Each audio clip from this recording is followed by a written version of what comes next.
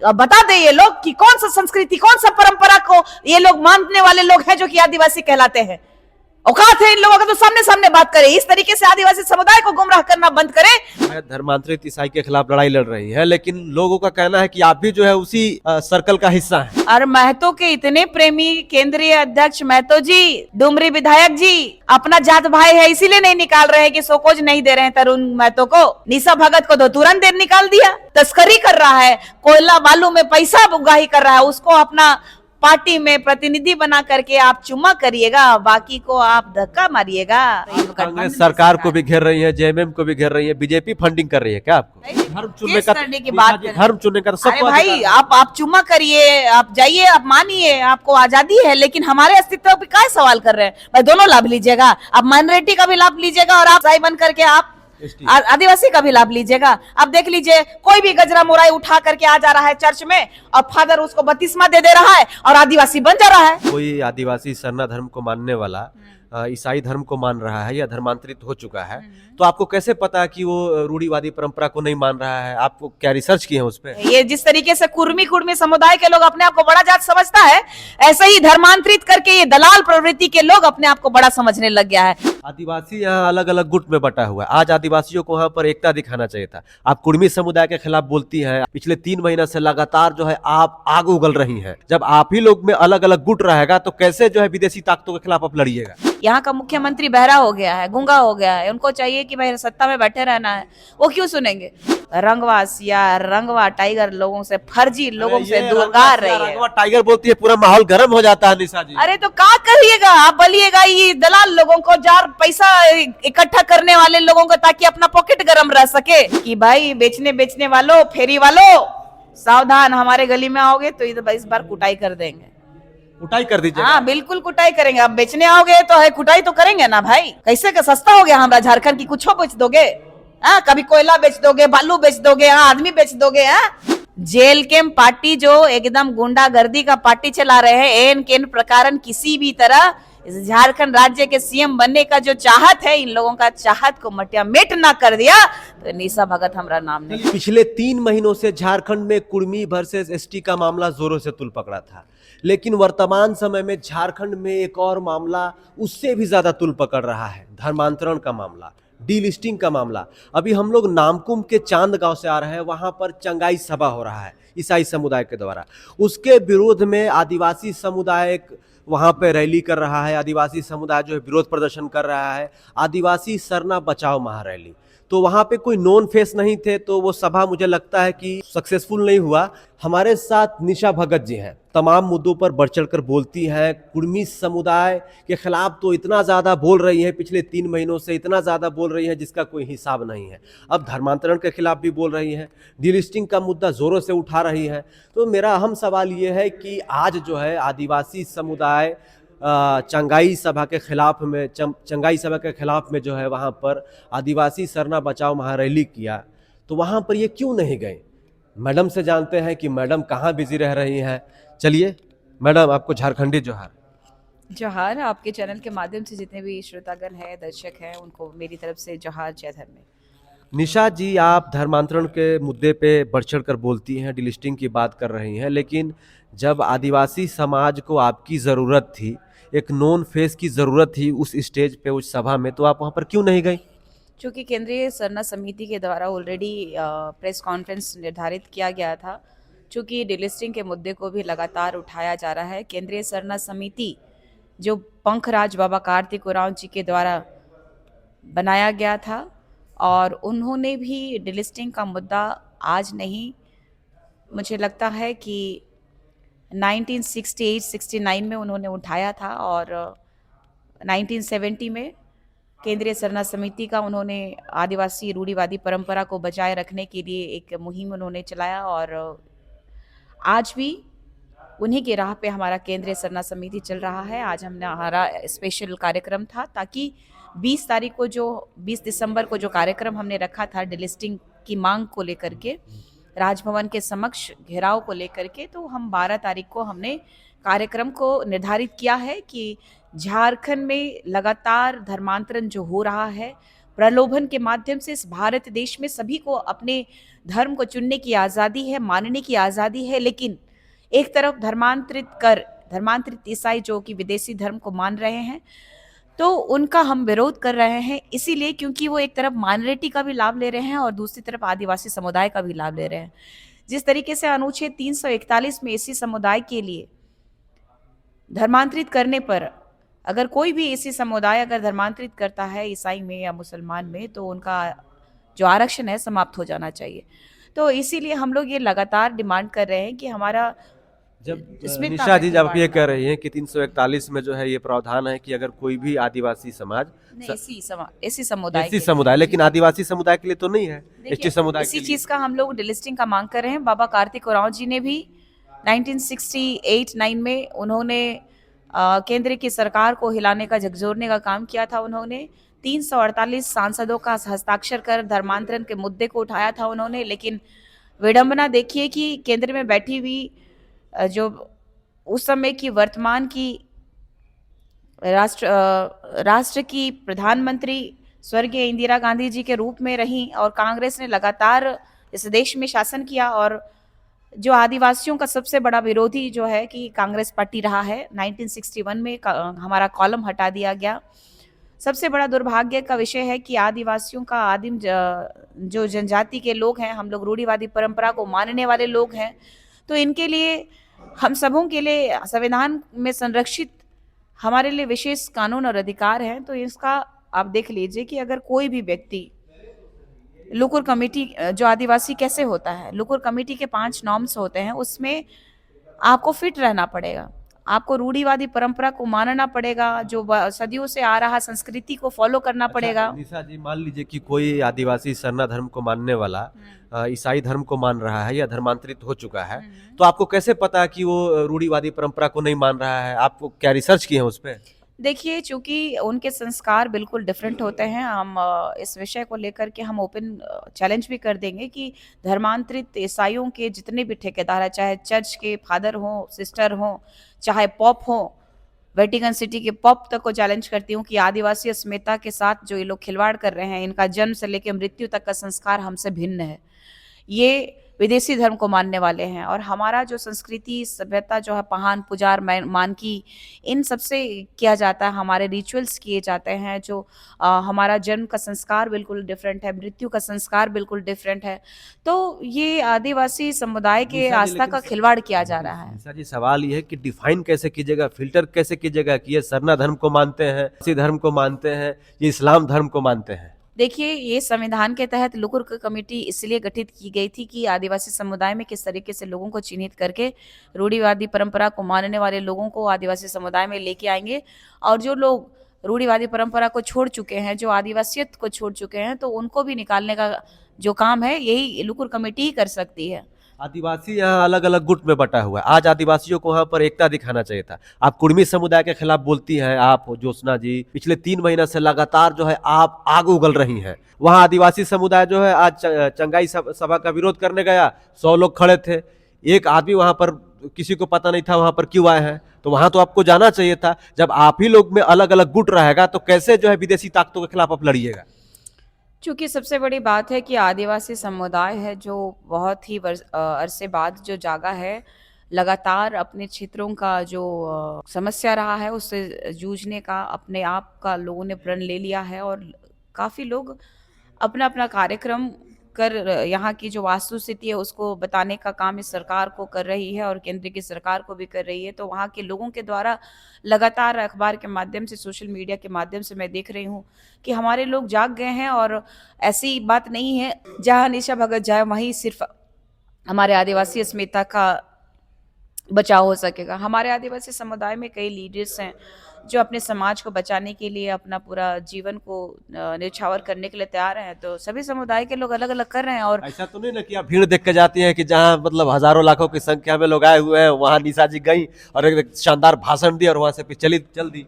देखिए, सबसे बड़ी बात है कि मैंने कहा था कि ये आज का जो प्रेस कॉन्फ्रेंस का जो कार्यक्रम है ऑलरेडी निर्धारित था, और समाज के लोगों के द्वारा अगर पूर्व से हमें बताया जाता कि इस जगह में हमें बुलाया जाता तो हमारा केंद्रीय सरना समिति भी वहाँ पहुँचता।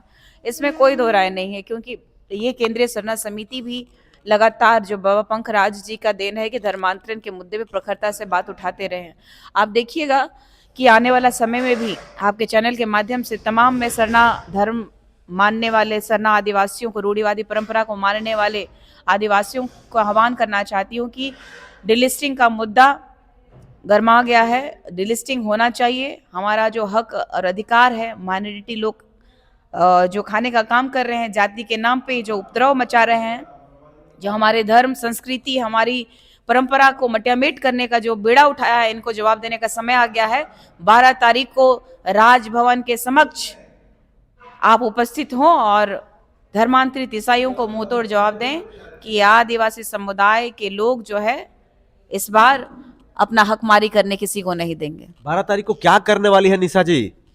मुंडन के माध्यम से मैं बाल मुड़ाने वाली है। जी जी, इसकी क्या नौबत आ गई? देखिए, मैं हिड़मा नहीं बन सकती ना, मैं हथियार नहीं उठा सकती। मैं इस सरकार को चिताने के लिए कुछ तो बलिदान देना होगा। समाज की बेटियों और समाज के परिप्रेक्ष्य में मैंने ये निर्णय लिया है कि अपना बाल को मुड़ा करके इस देश की प्रथम नागरिक जो राष्ट्रपति महोदया है वहां तक भेजने का काम करूंगी। हमारे आदिवासी समुदाय का जो भी प्रॉब्लम्स चल रहा है उस प्रॉब्लम से अवगत कराने का भी काम हम राष्ट्रपति और देश के प्रधानमंत्री जी को करेंगे और यहाँ के राज्यपाल को भी करेंगे। निशा जी, सरकार आपकी, मुख्यमंत्री आपके, 28 विधायक आपके, उसके बाद भी आपको बाल मुंडन कराना पड़ रहा है। देखिए, ये दुर्भाग्य का विषय है कि इस झारखंड राज्य में आदिवासी बेटे के रूप में आदिवासी मुख्यमंत्री विराजमान है, लेकिन आदिवासियों की सरकार होते हुए आदिवासी सबसे ज्यादा हाशिए पे है।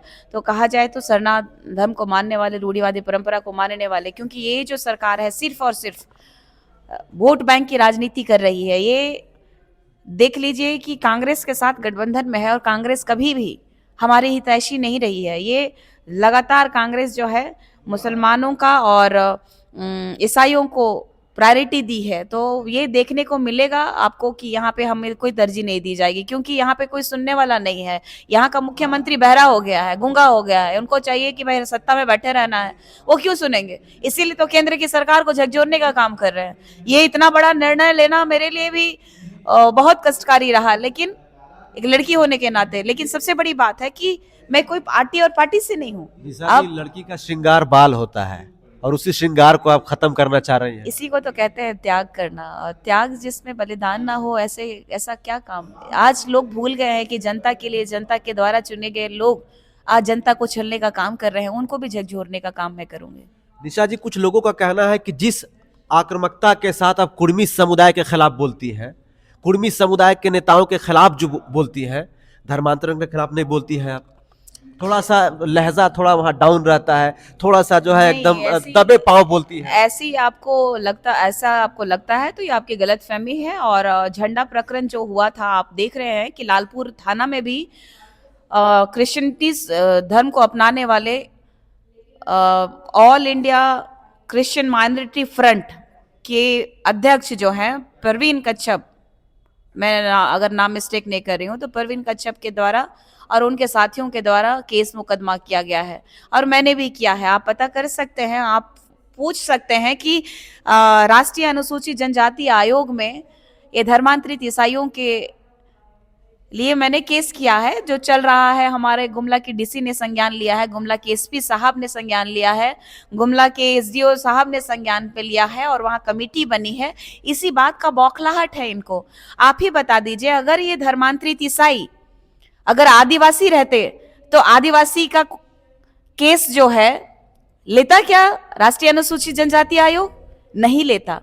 हमने सुप्रीम कोर्ट का प्रमाण दिया है कि ये आदिवासी नहीं है, ये रूढ़िवादी परंपरा को छोड़ चुके हैं। इसी बात से बौखलाए हुए हैं। कभी मेरे परिवार पे टारगेट करते हैं धर्मांतरित ईसाइयों के दलाल, तो कभी हमारा समुदाय पे प्रहार कर रहे हैं। तो इनको अब समय आ गया है बताने का कि आज से नहीं, मैं लगातार धर्मांतरित ईसाइयों के बारे में लगातार अपनी आवाज को बुलंद की हूं और इनको कहती हूं और ओपन चैलेंज करती हूं। औकात है तो आपके पोप को लेके आइए, वेटिकन सिटी से लेके आइए, अब जितना फादर को बैठाना बैठाइए। हम भी देखते हैं, बता दे ये लोग कि कौन सा संस्कृति, कौन सा परंपरा को ये लोग मानने वाले लोग हैं जो कि आदिवासी कहलाते हैं। औकात है इन लोगों का तो सामने सामने बात करें। इस तरीके से आदिवासी समुदाय को गुमराह करना बंद करें और माइनॉरिटी का अधिकार और हक खाने वाले लोग, शिक्षा के नाम से यहाँ पर व्यापार करने वाले लोग हमारे आदिवासी समुदाय को गुमराह करना बंद करे, नहीं तो समय आ चुका है आदिवासी समुदाय जो है धर्मांतरित ईसाइयों को भी जवाब देने का काम करेगा। आप जो है धर्मांतरित ईसाई के खिलाफ लड़ाई लड़ रही है, लेकिन लोगों का कहना है कि आप भी जो है उसी सर्कल का हिस्सा है। देखिए, मेरी माताजी थी और मेरी माताजी ने भी क्लियर किया है कि वो धर्मांतरित ईसाई कब हुई। उनके दादा परदादा का जो खतियान देखा जाएगा तो हम सब आदिवासी थे, सब शरण आदिवासी थे, सब धर्मांतरित कर अपने आप को बड़ा बता रहे हैं। ये जिस तरीके से कुर्मी समुदाय के लोग अपने आप को बड़ा जात समझता है, ऐसे ही धर्मांतरित करके ये दलाल प्रवृत्ति के लोग अपने आप को बड़ा समझने लग गया है और हमारे सरना सावलंबियों को ये लोग नीचे जाति का लोग समझने लगे हैं। इन लोगों को लाज नहीं आता है, ये धर्मांतरित ईसाइयों को ये कहने में लज्जा क्यों आती है कि आप ईसाई हैं। आप बोलिए ना, गर्व से कहिए कि आप ईसाई हैं और आपका दिसंबर आ रहा है और आप जीसस का पर्व मनाइएगा, हैप्पी बर्थडे मनाइएगा। आप कौन सा आदिवासी का बात कर रहे हैं? जीसस का पर्व तो सब मनाते हैं, सभी धर्म के लोग। अरे भाई, तो सबसे बड़ी बात है कि आप गर्व से कहिए ना कि आप अगर इस भारत देश में अगर आपको अपनाने का, किसी भी धर्म को सम्मान देने का है तो आप गर्व क्यों नहीं कर पा रहे हैं? आधा मुंह से कह रहे हैं कि हम कभी आदिवासी हैं, कभी कहते हैं कि हम ईसाई हैं। किस तरीके का आप कह रहे हैं? जो आदिवासी जो कि आदिकाल से अपने जो लक्षणों को, जो पूर्वजों की देन, जो परंपरा संस्कृति को लेकर के आप चल रहे हैं, वही ना होगा कि वहां जाकर के आपका पूरा का पूरा सिस्टम जो है विदेशियों का हो गया। अब जन्म से लेके मरण तक देख लीजिए ना, शादी संस्कार देख लीजिए ना। तो आप सरना धर्म के पक्ष में हैं? बिल्कुल, मैं सरना धर्म के पक्ष में। अगर मेरा परिवार भी अगर धर्मांतरित हुआ है तो उनको भी बेदखल करना चाहिए, मेरे परिवार को भी बेदखल करे वो लोग जो कि आरक्षण खाने का काम कर रहे हैं। तो अपने परिवार को बेदखल कर? बिल्कुल बिल्कुल, मैं करने का काम करूंगी। उन रूढ़िवादी परंपरा को मानने वाले आदिवासियों का हक को आप नहीं खा सकते हैं। कुछ लोगों ने कहा या कहीं हमने देखा था कि आप सरना धर्म के खिलाफ हैं। किसने कह दिया कि सरना धर्म के खिलाफ है? हमने सरना कोड लागू करने के लिए कई सभाएं की हैं। जब इस केंद्रीय सरना समिति में नहीं थी तब भी मैं जाती थी। मैं रेल टेका करने के लिए गई हूँ, रेल छेकने के लिए गई हूँ। हमारे केंद्रीय सरना समिति के अध्यक्ष ट्रेन के सामने कूद गए थे। अच्छा, एक सवाल यहाँ पे बनता है कि देख लीजिए, काट काट के चला रहा है ये लोग। ये लोगों के पास मुद्दा नहीं है। हमारा वीडियो को काट काट के चला दे रहा है कि हम आ बोल रहे हैं तो आम चला दे रहा है। कच्ची कच्ची चला दे रहा है। एआई का जमाना आ गया। हमारा लोग जो है, मोबाइल नहीं है हमारा गांव में, सड़क नहीं है, बिजली नहीं है, पानी नहीं है, पीने के लिए अच्छा पानी नहीं है। बोतल मिल जाएगा आपको बेचने के लिए, रोजगार के लिए पानी का बोतल बेचने के लिए गांव में मिल जाएगा, लेकिन आज भी दाढ़ी का पानी, चूहा का पानी पीता है हमारा आदिवासी समुदाय, चाहे मूलवासी लोग। शर्म नहीं लगता है? लज्जा नहीं आती है हमारे माननीय हेमंत सोरेन को? राजपाट के लोभ लालच में ये पूरा विकास का काम को ये चौपट कर दिया इन्होंने। साइकिल तो दे दिए, साइकिल चलाने के लिए रास्ते में नहीं है। सूत्रों के हवाले से सुनने में आता है कि कई जो मंत्रिमंडल में कुछ लोग हैं जो ईसाई धर्म को अपना चुके हैं, कन्वर्ट हो चुके हैं। दुर्भाग्य का विषय है। देख लीजिए कि यही 28 सीट जो है, 28 विधानसभा सीट आदिवासियों के लिए आरक्षित है, रूढ़िवादी परंपरा को मानने वालों के लिए आरक्षित है। उसमें 10 धर्मांतरित ईसाई हैं। ये 10 जो विदेशी धर्म को प्रचार करने वाले, विदेशियों का मिशन को साकार करने वाले 10 धर्मांतरित ईसाई हैं। यही चीज को तो रोकना चाहते हैं। क्या सरना आदिवासियों का हक को ये लोग कब तक खाएंगे?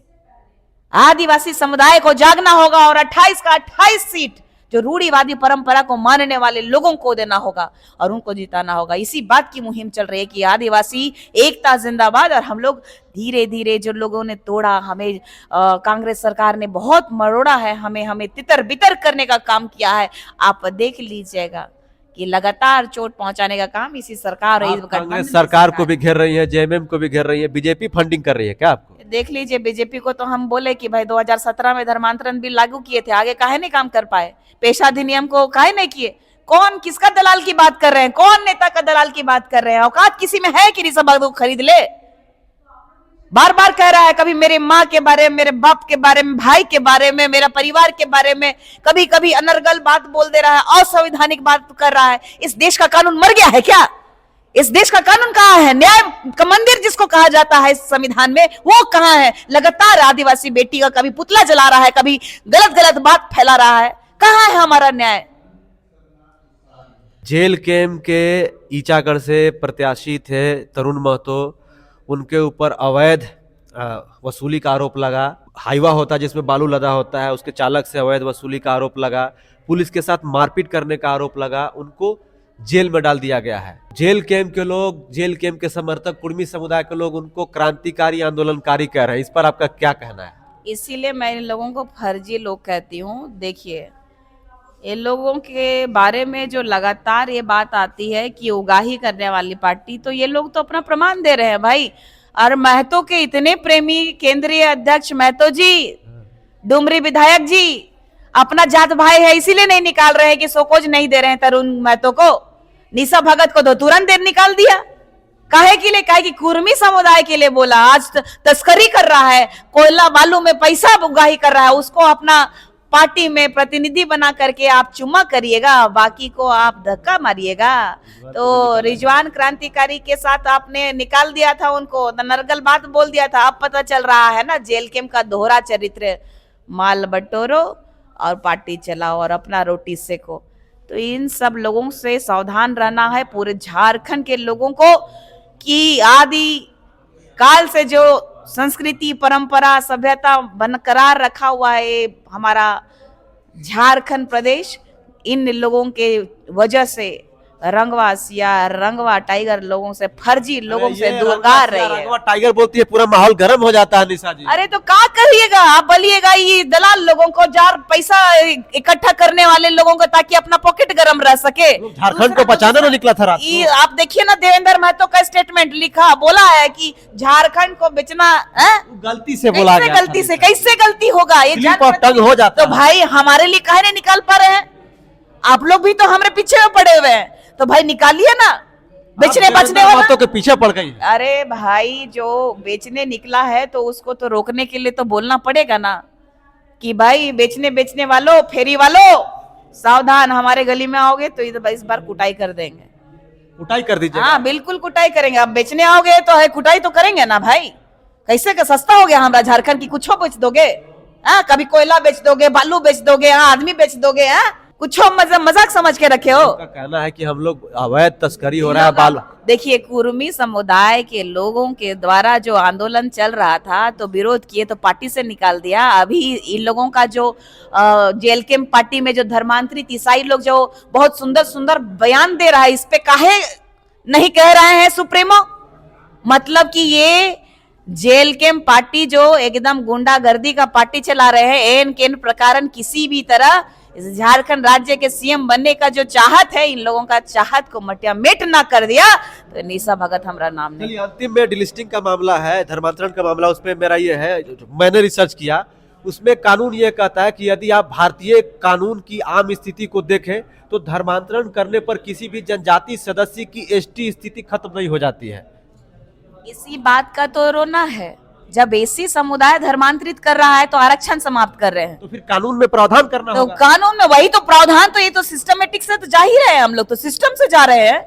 हमने भाई आवेदन के माध्यम से जा रहे हैं, आंदोलन के माध्यम से जा रहे हैं। भाई धर्म चुनने का, की बात, धर्म चुनने का अरे भाई आप चुम्मा करिए, आप जाइए, आप मानिए, आपको आजादी है, लेकिन हमारे अस्तित्व पे क्या सवाल कर रहे हैं? भाई दोनों लाभ लीजिएगा, आप माइनॉरिटी का भी लाभ लीजिएगा और आप ईसाई बन करके आप आदिवासी का भी लाभ लीजिएगा। अब देख लीजिए, कोई भी गजरा मोराई उठा करके आ जा रहा है चर्च में और फादर उसको बत्तीसमा दे रहा है और आदिवासी बन जा रहा है। तो आदिवासी, वाकई जो आदिवासी है उसका आरक्षण कौन खा रहा है? ये धर्मांतरित पढ़े लिखे सो कॉल्ड धर्मांतरित ईसाई लोग खा रहे हैं जी। तो इसी बात का तो विरोध है कि जो जिनविन जो आरक्षण है, जो रूढ़िवादी परंपरा के लोग जो है वहां तक पहुंचना चाहिए, वहां तक के लोगों को लाभ मिलना चाहिए, वो नहीं मिल पा रहा है। इसी बात का तो विरोध है जी। निशा भगत से हम लोग बातचीत कर रहे थे। 12 तारीख को राजभवन के समक्ष एक बहुत ही बड़ा प्रोग्राम होने वाला है। धर्मांतरण के खिलाफ डिलिस्टिंग की मांग को लेकर निशा भगत जो है अपना जो है सर का जो है बाल मुंडवाने वाली है, मुंडन कराने वाली है। एक महिला के लिए उसका श्रृंगार होता है उसका बाल, हेयर, लेकिन उसको जो है ये मुंडन करा रही है। इनका कहना है कि कुछ न कुछ तो किसी न किसी को त्याग तो देना ही होगा। तो झारखंड में कुर्मी वर्सेस आदिवासियों का मुद्दा तो चल ही रहा था, एक और मुद्दा छिड़ गया है निशा भगत ने जंग का ऐलान कर दिया। इनका कहना है कि जो धर्मांतरण हो रहा है झारखंड में उसको हर हाल में रोकना होगा और डिलिस्टिंग की जो इनकी मांग है उसको केंद्र सरकार को पूरा करना ही होगा। इस पूरे मामले पर आपका क्या कहना है, अपनी राय हमें कमेंट बॉक्स में जरूर बताइएगा। बाकी आप तमाम झारखंड वासियों को झारखंडी जोहार रहेगा।